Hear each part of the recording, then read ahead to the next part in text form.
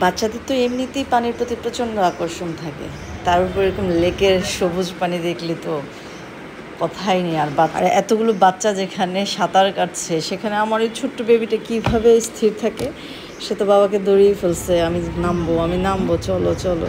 অনেক চিন্তা ভাবনা করে দেখলাম যে আচ্ছা ঠিক আছে নামো, কিন্তু পানিটা নোংরা থাকে সব সময়, বাট এখন বৃষ্টি হওয়ার কারণে ফ্রেশই ছিল, অত নোংরা ছিল না, নিচের ময়লাগুলো দেখা যাচ্ছিল। তারপরে ওর যে আনন্দটুকু পেয়েছে এখান থেকে, সেটা তো অবশ্যই তুলনাহীন। ওর বোনকে ভিডিও কলে দেখালাম, ওর ছুটিকে ভিডিওগুলো দেখালাম, তারা তো চিৎকার করে বলতেছিল ওর স্ক্রিন ডিজিজ হবে, ওকে তুলে ফেলো। কিন্তু ওর বাবা কিছুতেই কথা শুনছে না, বলে যে না, বাসায় গিয়ে সাবলন দিয়ে গোসল করাই দেবো, তারপরেও এখানে খেলো করে ইচ্ছা মতো। তারপর অবশেষে বাসায় আসলো, স্যাভলন দিয়ে গরম পানি দিয়ে তাকে আবার গোসল করানো হলো।